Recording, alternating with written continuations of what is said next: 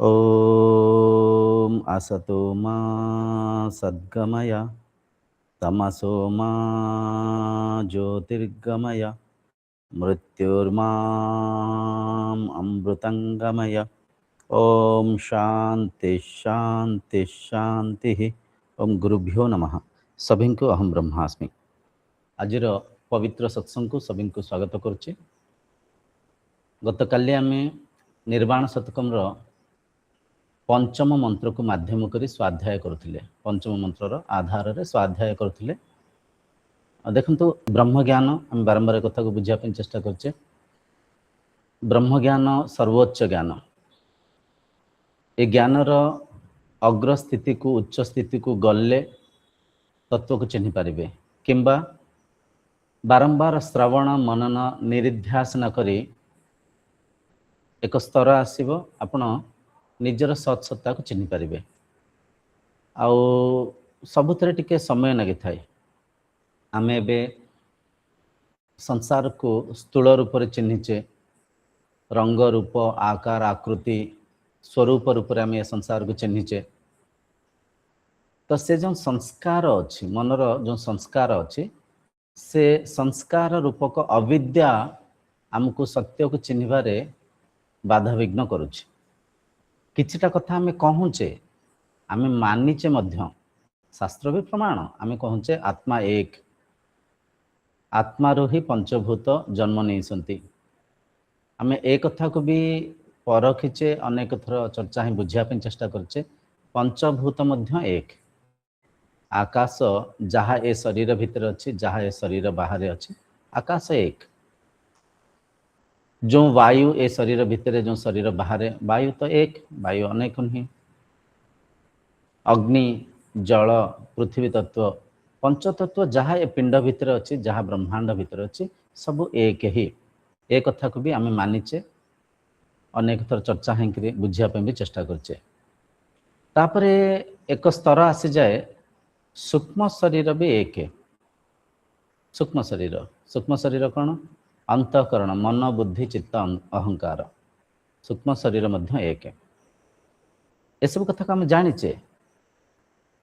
शास्त्र मध्य प्रमाण, शास्त्र माध्यम आम अनेक थर चर्चा ही बुझापी चेष्टा करचे।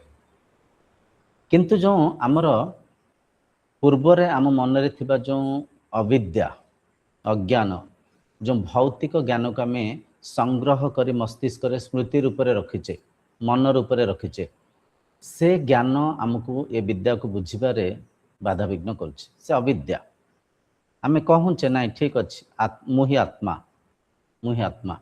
ए कथा को भी आम बारंबार भगवद गीता माध्यम रे, उपनिषद माध्यम रे बुझापी चेष्टा करुचे। आत्मा ना जन्म नियंती, आत्मार ना वृद्धि हुए, आत्मा ना वृद्ध हुंती, आत्मार ना मृत्यु अच्छी। आत्मा अजर अमर अविनाशी। बारंबार आम कहूचे आत्मा अविनाशी, आ मु ही से आत्मा। फिर आउ थे मन को आमर से स्थूल संसार रे जो भौतिक ज्ञान आसी जाऊँच, आम कहूचे नाई पुनर्जन्म जन्म मृत्यु जो दुई नहांती। भावंतु जो आपने एक कथा तो मानुसंती मु आत्मा, जदि मु आत्मा, आत्मार मृत्यु नहीं, ताहले मोर मृत्यु केमती हबो?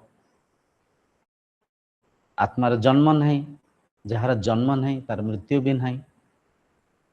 तो जद्य मु आत्मा, मु अजन्मा, मते कौन से हस्त्र शस्त्र काटी पारिबेनी, पानी भिजै पारिबेनी, पवन सुखै पारिबेनी, अग्नि जलै पारिबेनी, ताहले पुनर्जन्म कहार होउछि?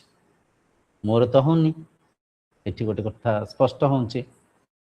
तो मन रे जो हमर अविद्या अच्छी, भौतिक ज्ञान अच्छी, से ज्ञान रे टिके आम हजिमजी जाऊँचे।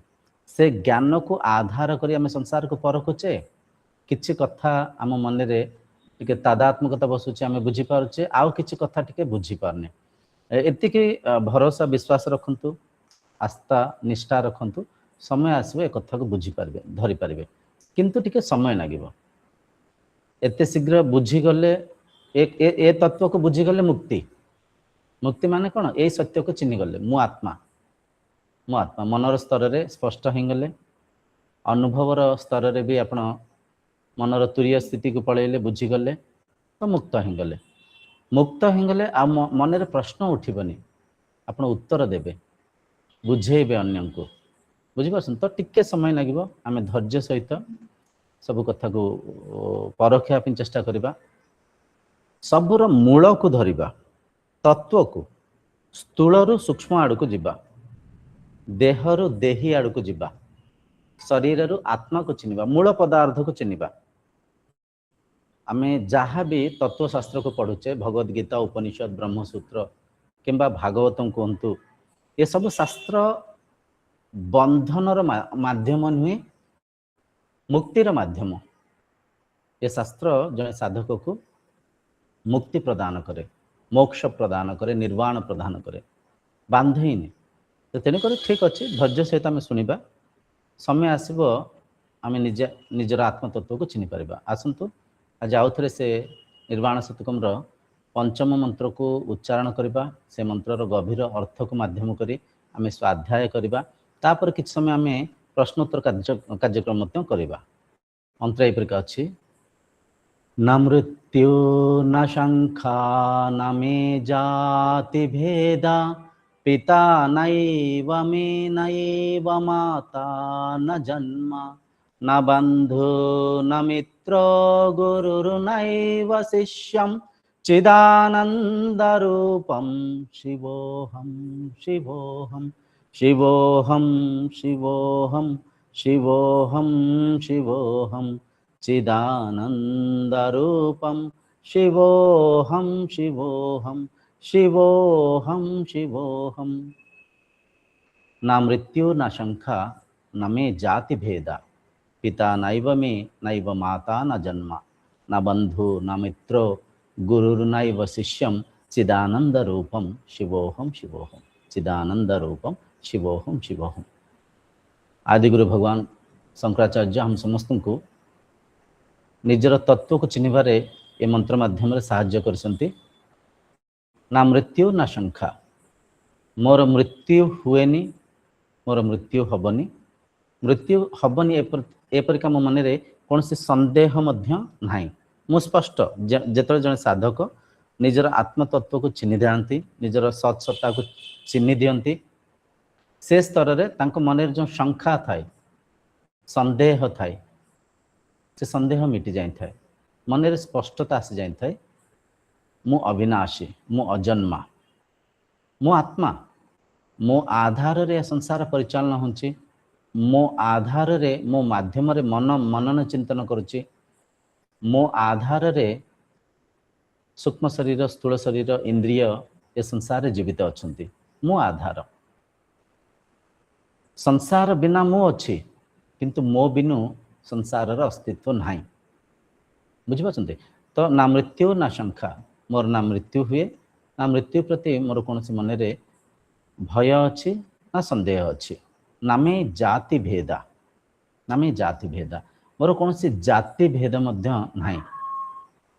आमे भगवद गीतार चतुर्थ अध्याय श्लोक संख्या 13 को माध्यम करी बुझी थिले चतुर्वर्णम माया सृष्टा गुणकर्म विभागसः तस्य कर्ता रमापीमां दिव्या कर्ता रमव्ययम् सेठी से मंत्र माध्यम भगवान कृष्ण आम समस्त बुझे चतुर्वर्ण माया सृष्टा चारि वर्ण मोठार सृष्टि मोठार माने कौन देहधारी कृष्ण कथा ये कहुनी आत्मा कथा कहु बुझिपारछंती। आम दशम अध्याय श्लोक संख्या 20 भगवान कहते अहम आत्मा मु आत्मा माने से आत्मारू चारि वर्ण सृष्टि होती चारि वर्ण माने चारि वर्ण तो आम मानिचे आत्मार प्रत्येक शरीर सृष्टि होती आम तो मनीष हिंक्री मनीष को घृणा करुचे मनीष हिंक्री मनीष मध्य पार्थक्य करुचे से आत्मार प्रत्येक पशु पक्षी तरुलता कीटाणु भूताणु मध्य जन्म होती ये सामान्य ज्ञान नुह आम साधारण संस्कार को लेकर परखु था ये गभीर तत्व को परखि पार न था धरी पार न था जी बुझंतु किंबा न बुझंतु किए मानंतु किंबा न मानंतु सत्य सत्य सत्य सत्य।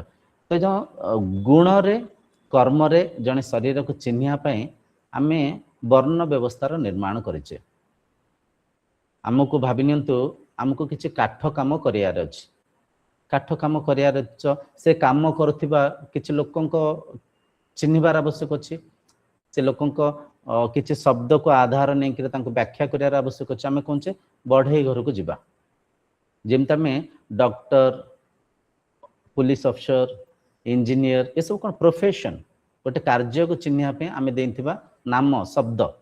तो ठीक सेमती जड़े शरीर को से करुवा कार्य को चिन्हवाई आम गोटे नाम देते, काठ कम बढ़े घर को जावा, पूजादि कार्यक्रम ब्राह्मण घर को जावा, किसी आम माटी हांडी तैयारी करवा कुम्हार घर को जावा, ये सब आम जन शरीर वृत्ति को चिन्हवाई आम वर्ण व्यवस्थार निर्माण करते। ठीक अच्छे टोपी आउ जड़े भी पिंधि पारती, दाढ़ी एमती निश क्षीर ही दाढ़ी बढ़े, दाढ़ी निश समस्त अच्छी, बुर्खा पिंधु बुर्खा समस्ते पिंधि पारे, वस्त्र समस्ते पिंधि पारे, वस्त्र पोशाक को धारण करी वेशभूषा को धारण करी आम जो धर्म को बांटी काटिक मानिचे ये सब मिछ कथा।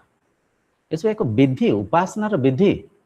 किए कहले साकार उपासना करवा, किए कहले निराकार उपासना करवा, किए कौ शब्द संगे कौ अर्थ संगे कौ शास्त्र संगे माध्यम करी से एक ब्रह्म को ही चिन्हवाई आम चेष्टा करुचे, से एक ईश्वरीय सत्ता को चिन्हवाई आम प्रचेषा करुचे।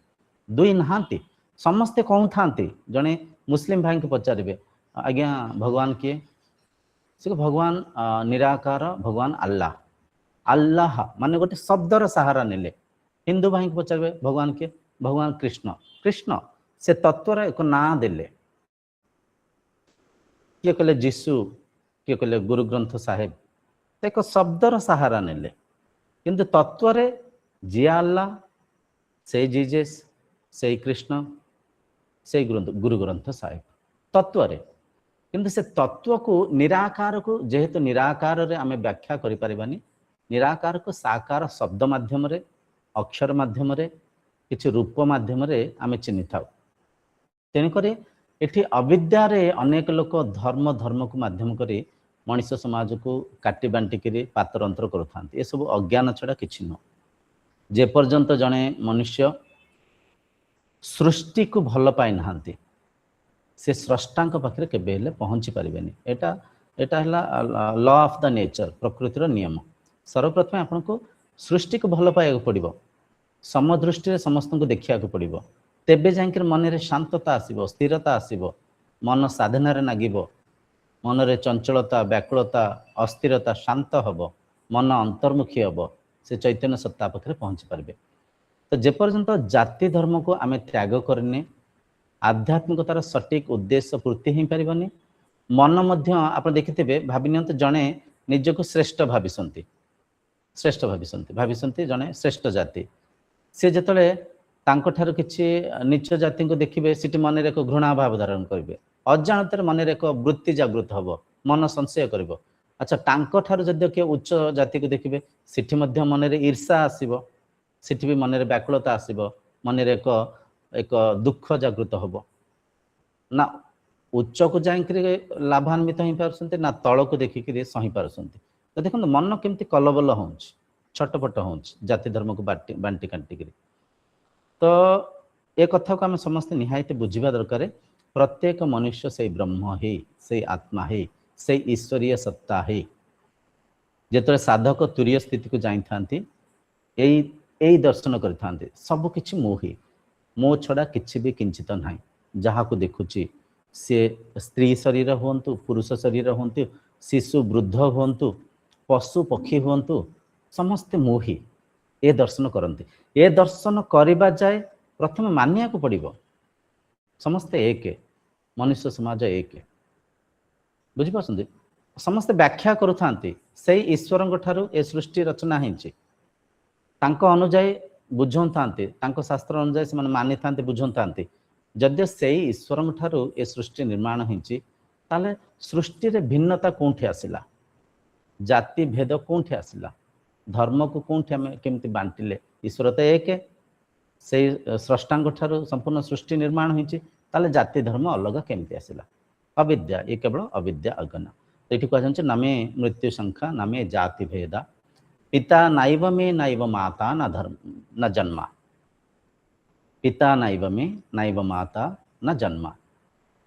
आत्मा जेहेतु जन्म हुअन्तिनी, जे जन्म नियंती तांकर पितामाता अच्छन्ति किंबा शरीर जेहेतु जन्म निये शरीर को एक संपर्क संगे जोड़िकी भौतिक बंधन रे आमे जीवन यापन करने किसी व्यवस्था को व्यवस्थित करिछि। पिता कहूचे माता कहूचे बुझिपारछन्ति। माँ को पेटरे जेतले शिशु थांती माँ शिशु एक थांती धरन्ते कथा को जने माँ को गर्भरे शिशु अच्छन्ति से माँ ही अच्छन्ति माँ ठार अलग नहांती माँ जहाँ खाऊंसंती से शिशु से खाऊँची एक अच्छन्ति।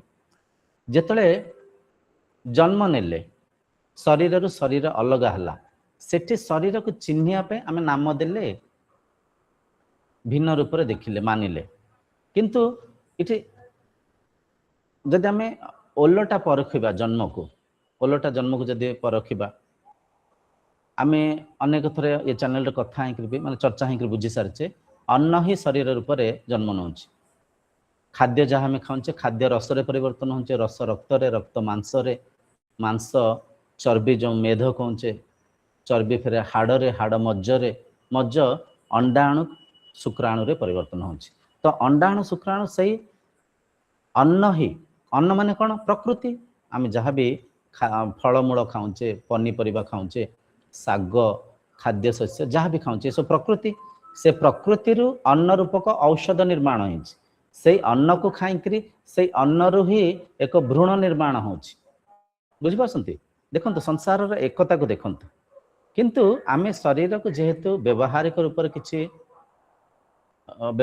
रे किछि आमे चिन्हिबार आवश्यक अछि किछि मानिबार आवश्यक अछि तेणुकर आमे शरीर स्तर रे भेदभाव करिचे पिता पुत्र माता पुत्र पुत्री आमे मानिचे किंतु तत्व रे देखिले आमे समस्ते से ब्रह्म स्तर रे जोड़ी हिंकि अच्छे एक ही अच्छे अखंड भाव रे मंडलाकार रे जड़ चेतना समस्ते से ब्रह्म संगे जोड़ी हिंकि अच्छे से ब्रह्म ही अच्छा से ब्रह्म ही अच्छा दुई कहीं नहांती। तो ये जेहेतु दुई नहांती जेहेतु से ब्रह्म जन्म नियंतिनी मृत्यु हुएनी तो सी अजन्मा जेहेतु शक्ति तांकर माता नहांती तांकर पिता ना तांकर कहबा अनुचित आपणक कथा कहउचित ना बंधु ना मित्र कह जाउछ ना बंधु ना मित्र माने जोंठी दुई जण थांती दुईटा तत्व थांती तो सेठी जणे जनक संगे किछि संपर्क थाए बंधुता थाए मित्रता थाए जोंठी एक ही अछंती तो सेठी किए कहा संगे बंधुता बांधिबो किए गुरु किए बा शिष्य बुझिपारछन्ति। तत्व समस्ते एक तत्व जिते शिष्य ब्रह्मानुभूति करिथांती ब्रह्म तत्व को अनुभव करिथांती उपभोग करिथांती मनर तुरीय स्थिति को देखि थांती से तुरीय स्थिति रे से देखि पारिथांती समस्ते मुही गुरु भी मु शिष्य भी मु भल भी मु मंद भी मु जहा किछि संसार देखुछि सब किछि मुही मो छड़ा किंचित भी अन्य किछि भी नाही स्वरूप मु शिव स्वरूप मु आत्मा स्वरूप बारंबार चिदानंद कहीं कहते चित्त माने मु चैतन्य सत्ता मो आधार रे मन मन माध्यम रे इंद्रिय इंद्रिय सहायता रे शरीर शरीर माध्यम रे ए संसार को मु ही उपभोग करुछि मु मूल मु आधार मो बिना ना मन मनन चिंतन करि परिबो मो बिना ना प्राण शक्ति जीवित रहि परिबो मो बिना इंद्रिय तांको भोग्य वस्तु को देखि परिबेनी मो बिना संसार अस्तित्व ही नहीं। आमे कथा को प्रतिदिन अनुभव मध्य करुचे फिर आउ थे बुलिक से आम जा जागृत स्वप्न सुसुप्ति अवस्था गाढ़ निद्रा अवस्था आम देखि था संपूर्ण संसार अदृश्य ही जाऊँची मन मौन ही जाऊँची ना स्थूल संसार ना स्वप्न संसार ना मन रे कौन सी वृत्ति जो आम ध्यानस्थ ही जाऊँचे से समय रे भी एक कथा को अनुभव करिचे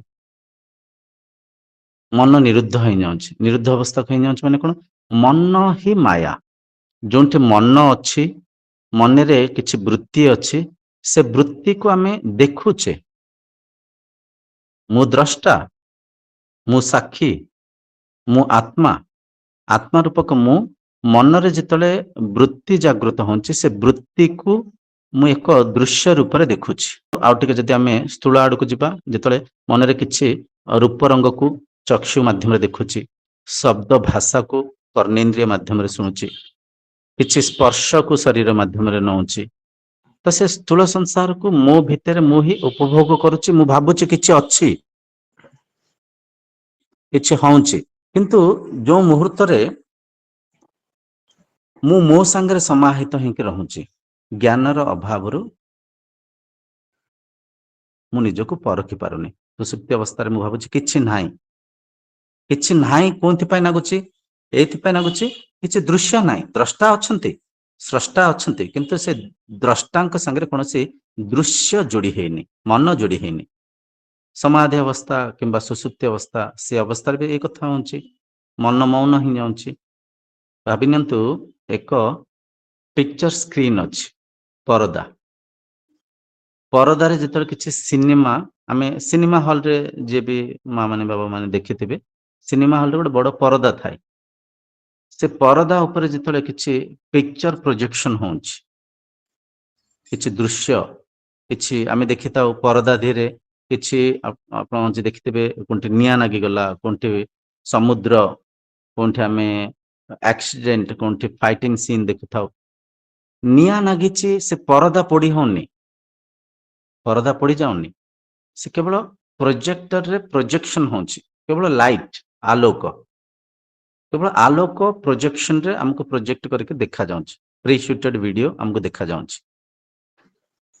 ତ ଯେମିତି ସେଠି ପରଦା ଉପରେ ବିଭିନ୍ନ ସିନେମାର ଦୃଶ୍ୟ ଆମକୁ ଦୃଶ୍ୟମାନ ହଉଛି, ଘର ଦ୍ୱାର, ହିରୋ, ଭିଲିୟନ, ଆକ୍ଟ୍ରେସ୍, କମେଡିଆନ, ବିଭିନ୍ନ ସ୍ଥାନ, ବିଭିନ୍ନ ସଙ୍ଗୀତ, ସବୁ କିଛି ଦୃଶ୍ୟମାନ ହଉଛି, କିନ୍ତୁ ସେ ଦୃଶ୍ୟମାନ ସେ ସିନେମାର କୌଣସି ପ୍ରଭାବ ସେ ପରଦା ଉପରେ ପଡୁନଥାଏ। ପରଦା ଯେମିତି ଅଛି ସେମିତି ଅଛି। ଆଉ ସିନେମା ବି ଅସ୍ଥାୟୀ ଭାବରେ, ସ୍ଥାୟୀ ନୁହଁ, କିଛି ସମୟ ଦେଖାଯାଉଛି, ସମୟ ଆସୁଛି ସିନେମା ଥମି ଯାଉଛି। ତ ଏଇ ଯୋଉ କଥାକୁ ଯଦି ଆମେ ଆଉ ଟିକେ ଗଭୀର ଭାବରେ ଚର୍ଚ୍ଚା ହିଁ ବୁଝିବା, ଭାବି ନିଅନ୍ତୁ ଜଣେ ପିତା ପୁତ୍ର ଅଛନ୍ତି, ବାପ ପୁଅ ଜଣେ ଅଛନ୍ତି, ଗୋଟେ ପରିବାରରେ ଜଣେ ପିତା, ତାଙ୍କ ପୁଅ, ଦୁଇ ଜଣ ମିଶି ଭାବି ନିଅନ୍ତୁ ସିନେମା ଦେଖିବା ପାଇଁ, ସିନେମା ହଲ୍ ଯିବା ପାଇଁ ସେ ଯୋଜନା କଲେ।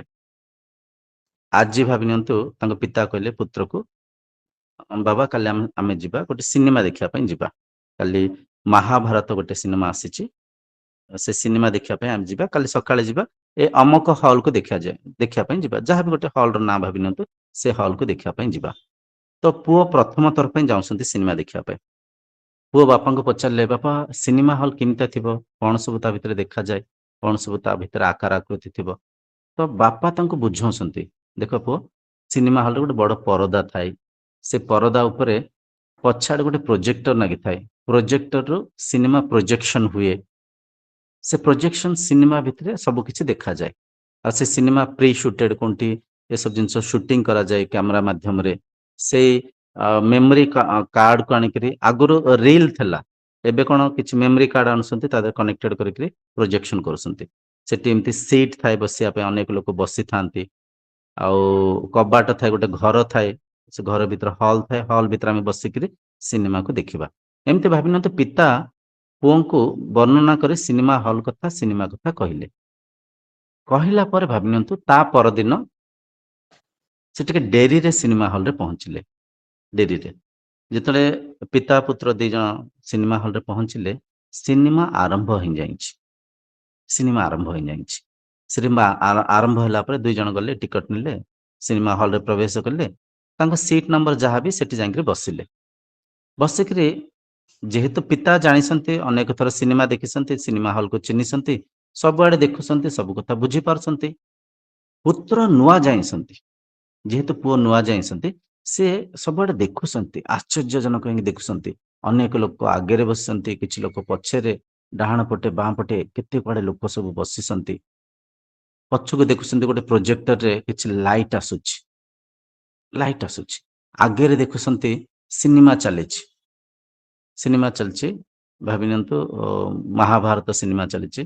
ଭଗବାନ କୃଷ୍ଣ ଭଗବାନ ଅର୍ଜୁନଙ୍କୁ ତତ୍ଵ ଜ୍ଞାନକୁ ସେଠି ବୁଝାଉଛନ୍ତି। ଏସବୁ ଜିନିଷ ଦେଖିଲା ପରେ ପୁଅଙ୍କ ମନରେ ଏକ ସନ୍ଦେହ ଜାଗୃତ ହେଲା, ବାପା ଆପଣ ଯୋଉ କହୁଥିଲେ ସ୍କ୍ରିନ୍, ସ୍କ୍ରିନ୍ କୋଉଠି ଅଛି? ତ ତାଙ୍କ ପିତା କହିଲେ, ବାବା ଦେଖ ସେ ଯୋଉ ଆଗରେ ଦେଖୁଛ ସିନେମା, ତା ପଛରେ ସ୍କ୍ରିନ୍ ଅଛି। ତ ପୁଅ ପଚାରୁଛନ୍ତି, ଆଚ୍ଛା ବାପା ସେ ଯୋଉ ଭଗବାନ କୃଷ୍ଣ ଠିଆ ହେଇଛନ୍ତି, କୃଷ୍ଣଙ୍କ ପଛରେ ଯୋଉ ଅର୍ଜୁନ ଅଛନ୍ତି, ସେ ଅର୍ଜୁନ ସ୍କ୍ରିନ୍? ତ ପିତା କହିଲେ, ନା ନା ନା ପୁଅ, ଅର୍ଜୁନ ସ୍କ୍ରିନ୍ ନୁହଁ, ଅର୍ଜୁନଙ୍କ ପଛରେ ସ୍କ୍ରିନ୍ ଅଛନ୍ତି। ତ ପୁଅ ପଚାରୁଛନ୍ତି, ଆଚ୍ଛା ଆଚ୍ଛା ଆଚ୍ଛା, ଅର୍ଜୁନଙ୍କ ପଛରେ ସେ ଯୋଉ ରଥ ଘୋଡା, ସେ ଯୋଉ କୌରବ ଦେଖା ଯାଉଛନ୍ତି, ସେ ସ୍କ୍ରିନ୍? ତ ପୁଅ କହୁଛନ୍ତି, ନା ନା ବାବା ସିଏ ସ୍କ୍ରିନ୍ ନୁହଁ, ତା ପଛାଡେ ଏ ସିନେମା ଯେତିକ ବି ଦେଖୁଛ, ଏ ସମ୍ପୂର୍ଣ୍ଣ ସିନେମା ପଛାଡେ ସ୍କ୍ରିନ୍ ଅଛି। ତ ପୁଅ ଆଉ ଥରେ ପଚାରୁଛନ୍ତି, ବାବା ସିନେମା ପଛାଡେ ସ୍କ୍ରିନ୍ କେମିତି ଅଛି? ସିନେମା ସ୍କ୍ରିନ୍ ତ ଦେଖାଯାଉନି, ସ୍କ୍ରିନ୍ କାହିଁକି ଦେଖାଯାଉନି? ତ ତାଙ୍କ ପିତା କହୁଛନ୍ତି, ଦେଖ ବାବା, ସ୍କ୍ରିନ୍ ଆଧାରରେ ଏ ସିନେମା ଚାଲିଛି। ସିନେମା ଥମିଗଲେ ସ୍କ୍ରିନ୍କୁ ଦେଖିପାରିବ, ସିନେମା ରୋକିଗଲେ ସ୍କ୍ରିନ୍କୁ ଦେଖିପାରିବ। ଯେହେତୁ ସ୍କ୍ରିନ୍ ଏବେ ସିନେମା ଚାଲିଛି, ସିନେମା ଚାଲୁଥିବା ସମୟରେ ସ୍କ୍ରିନ୍କୁ ଦେଖିବା ଅସମ୍ଭବ, ଦେଖି ହୁଏନି। ତ ଅପେକ୍ଷା କର, ଯେତେବେଳେ ଇଣ୍ଟରଭେଲ୍ ହବ ସେତେବେଳେ ସ୍କ୍ରିନ୍କୁ ଦେଖିପାରିବ।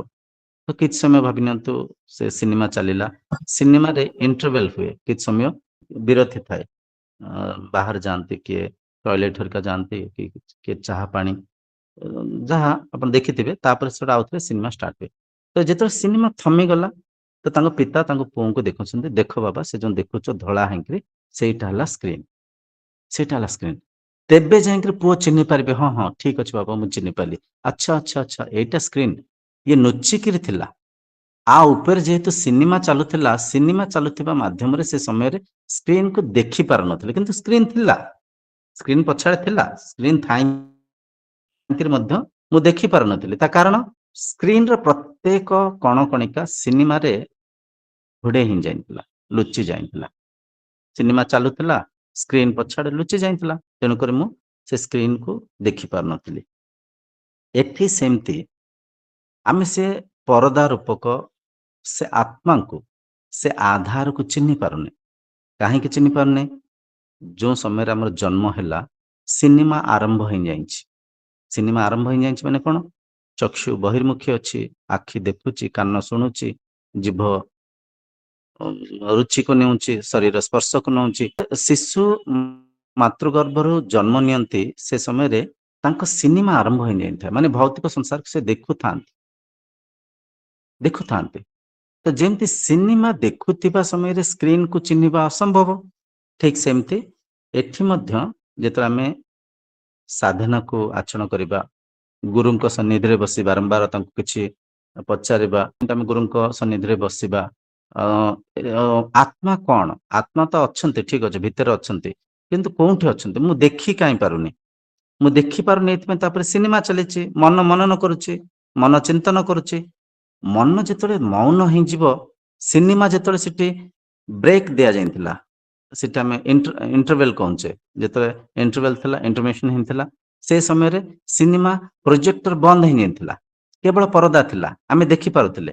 ଯଥା ସେମିତି ଯେତେବେଳେ ଆମେ ମନର ନିରୁଦ୍ଧ ଅବସ୍ଥାକୁ ଯାଇ ଧ୍ୟାନସ୍ଥ ହବା, ଏ ମନ ଯେତେବେଳେ ମୌନ ହେଇଯିବ, ମନ ଶାନ୍ତ ହେଇଯିବ, ମନ ରହିତ ସ୍ଥିତିକୁ ଯେତେବେଳେ ଆମେ ଯିବା, ବିଚାର ରହିତ ସ୍ଥିତିକୁ ଯେତେବେଳେ ଆମେ ଯିବା, ସେ ସମୟରେ ବିଚାର ସିନେମା, ସିନେମା ଚାଲିଛି, ଆମେ ଦେଖିପାରୁନେ।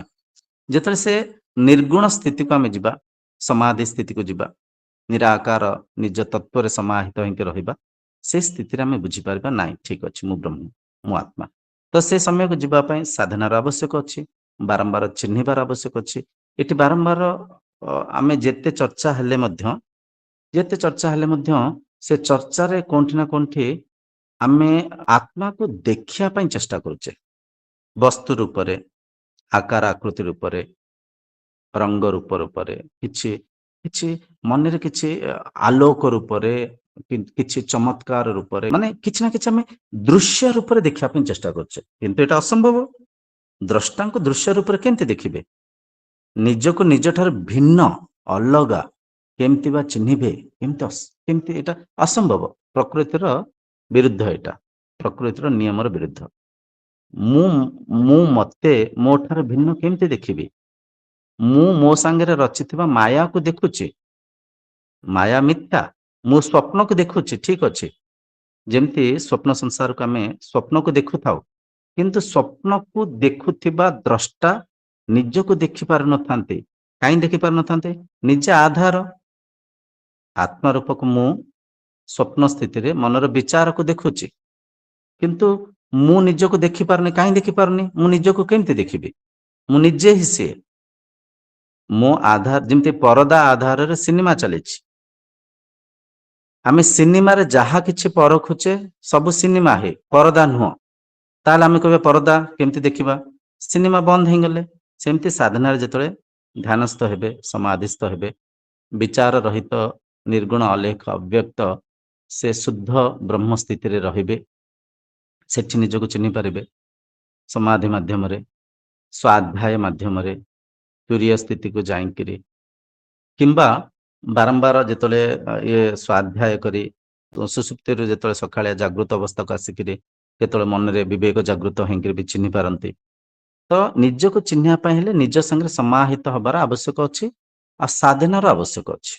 ସାଧନାର ବାରମ୍ବାର ଯେତେବେଳେ ଆମେ ତର୍ଜମା କରିବା ଆତ୍ମା କୋଉଠି ଅଛନ୍ତି, କେମିତି ଅଛନ୍ତି, ତ ତର୍ଜମା କରୁଥିବା ସମୟରେ ବି ମନରେ ବୃତ୍ତି ଚାଲିଛି, ମନରେ ବିଚାର ଚାଲିଛି। ବିଚାର ଅଛି ମାନେ ଆତ୍ମା ନାହାନ୍ତି। ଆତ୍ମା ନାହାନ୍ତି ମାନେ କଣ? ଆତ୍ମା ମନ ହିଁ ଯାଇଛନ୍ତି। ମୁଁ ବିଚାର କରୁଛି, ମୁଁ ଏବେ ସତ୍ସଙ୍ଗକୁ ଶୁଣୁଛି, ମୁଁ କହୁଛି, କିନ୍ତୁ ମୁଁ ନିଜକୁ ମନ ମାନି ନେଇଛି। ମନର ସ୍ତରରେ ବୃତ୍ତି କରୁଛି, ବିଚାର କରୁଛି, ସଂଶୟ କରୁଛି। ଠିକ ଅଛି, ଏ କଥା ବୁଝି ହେଲା, ଏ କଥାଟା ବୁଝି ହେଲାନି, ସେ ଶାସ୍ତ୍ରରେ ତ ଏଇଆ ଲେଖା ହେଇଥିଲା, ଏଠି କଣ ଏମିତି କହିଲେ, ଏଇଟା ତ ମେଳ ଖାଉନି। ମନର ସ୍ତରରେ ମୁଁ ଅଛି, ମନର ସ୍ତରରେ ମନକୁ ମୁଁ ମାନି ନେଇଛି। ବୁଝିପାରୁଛନ୍ତି? ତ ଧୀରେ ଧୀରେ ଯେତେବେଳେ ଆମେ ଏ କଥାକୁ ତର୍ଜମା କରିବା, ସମୟ ଲାଗିବ ନିଜର ତତ୍ଵକୁ ବୁଝିପାରିବା, ଚିହ୍ନି ପାରିବା। ଆଉ ନିଜକୁ ଚିହ୍ନିଗଲା ପରେ ଏ ଯେଉଁ ଜନ୍ମ ମୃତ୍ୟୁ ପ୍ରତି ବାରମ୍ବାର ଭୟ ଆସୁଛି, ଡର ଆସୁଛି, ଏ ଭୟରୁ ମଧ୍ୟ ଆମେ ମୁକ୍ତି ହେଇଯିବା। ଦେଖନ୍ତୁ, ଶାସ୍ତ୍ର ମିଥ୍ୟା ନୁହଁ, ଶାସ୍ତ୍ର ସର୍ବୋପରି। ଆଉ ଏ ସତ୍ୟକୁ ଅନେକ ସାଧୁ, ଅନେକ ସନ୍ଥ, ଅନେକ ସାଧକ ଆତ୍ମତତ୍ଵକୁ ଅନୁଭବ କରିଛନ୍ତି, ଆତ୍ମ ସାକ୍ଷାତକାର କରିଛନ୍ତି, ଆଉ ଏ ସତ୍ୟର ପ୍ରଚାର କରିବା ପାଇଁ ସେ ଅଥକ ପ୍ରୟାସ କରିଛନ୍ତି। ଅନେକ ସାଧୁ ସନ୍ଥ, ଆଦିଗୁରୁ ଶଙ୍କରାଚାର୍ଯ୍ୟ କୁହନ୍ତୁ, ଭଗବାନ ଶିବମୁନି କୁହନ୍ତୁ, ଭଗବାନ କୃଷ୍ଣ, ଭଗବାନ ରାମ, ଆପଣଙ୍କର ରାମକୃଷ୍ଣ ପରମହଂସ, ଭଗବାନ ବୁଦ୍ଧ, ସ୍ୱାମୀ ବିବେକାନନ୍ଦ, ଲାହାଡି ମହାଶୟ, ଅନେକ ଅନେକ ସାଧୁସନ୍ଥ ଅଛନ୍ତି। ନିଜର ତତ୍ଵକୁ ସେ ଚିହ୍ନିଛନ୍ତି, ସତ୍ୟର ପ୍ରଚାର କରିବା ପାଇଁ ସମାଜରେ ପ୍ରୟାସ କରିଛନ୍ତି। ଆଉ ଗୋଟେ କଥା ମନରେ ବସି ନିଅନ୍ତୁ, ଆତ୍ମ ସାକ୍ଷାତକାର କରିବା ସମ୍ଭବ ସମସ୍ତଙ୍କ ପାଇଁ, ଅସମ୍ଭବ ନୁହେଁ। ମନରେ କେବେ ହେଲେ ଭାବିବେନି ବହୁତ ଜଟିଳ କଥା, ମୁଁ କାଳେ ଶରୀର ସ୍ତରରେ ଆମେ କଥା ହଉଛେ, କାଳେ ମୁଁ ନିଜକୁ ଚିହ୍ନି ପାରିବେନି। ନା ନା ନା, ନିଜକୁ ଚିହ୍ନି ପାରିବେ, ସମ୍ଭବ। କିନ୍ତୁ ନିଜକୁ ଚିହ୍ନିବା ପାଇଁ ତତ୍ଵକୁ ଧରନ୍ତୁ, ତତ୍ଵକୁ ଯିବେ, ତତ୍ଵକୁ ମୂଳକୁ ଧରିବେ। ଶାସ୍ତ୍ରର ମୂଳକୁ ସାଧୁତି ତ୍ରୁଟିଯିବ। ତ ଆଜିର ଯୋଉ ମନ୍ତ୍ର ଥିଲା, ମନ୍ତ୍ର ମାଧ୍ୟମରେ ଆମେ ଚେଷ୍ଟା କଲେ ବୁଝିବା ପାଇଁ, ଆତ୍ମାଙ୍କର ନା ଜନ୍ମ ହୁଏ, ନା ମୃତ୍ୟୁ ହୁଏ, ନା ମେ ମୃତ୍ୟୁ ଶଙ୍କା, ମୋର ମୃତ୍ୟୁ ପ୍ରତି ନା ମୃତ୍ୟୁ ନା ଶଙ୍କା, ମୋର କୌଣସି ମୃତ୍ୟୁ ପ୍ରତି ଡର ନାହିଁ, ନା ଭୟ ଅଛି। ନା ମେ ଜାତି ଭେଦା, ମୋର କୌଣସି ଜାତି ଭେଦ ନାହିଁ, ମୁଁ ଏକ ହିଁ ସମସ୍ତଙ୍କ ଭିତରେ ଅଛି। ପିତା ନାଇବ ମେ ନାଇବ ମାତା ନା ଜନ୍ମ, ମୋର ନା ପିତା ଅଛନ୍ତି, ନା ମାତା ଅଛନ୍ତି, ନା ମୋ ଜନ୍ମ ହିଁ ହୁଏ। ନା ବନ୍ଧୁ ନା ମିତ୍ର, ଗୁରୁର ନାଇବ ଶିଷ୍ୟ, ଯେତିକ ବି ବନ୍ଧୁ ମିତ୍ରଙ୍କୁ ଦେଖୁଛି, ମୁଁ ହିଁ ସମସ୍ତଙ୍କ ଭିତରେ ଅଛି। ମୁଁ ଯେହେତୁ ଦୁଇ ନୁହେଁ, ମୋର ନା ବନ୍ଧୁ ମିତ୍ର ଅଛନ୍ତି, ମୁଁ ହିଁ ଗୁରୁ, ମୁଁ ହିଁ ଶିଷ୍ୟ, ମୁଁ ହିଁ ସବୁ କିଛି। ମୁଁ ଚିଦାନନ୍ଦ ସ୍ୱରୂପ, ମୁଁ ଚୈତନ୍ୟ ସ୍ୱରୂପ, ମୁଁ ଆତ୍ମା ସ୍ୱରୂପ, ମୁଁ ବ୍ରହ୍ମ ସ୍ୱରୂପ। ଏଇଠି ଆଜିର ଏ ମନ୍ତ୍ର ସମାପ୍ତ ହେଉଛି।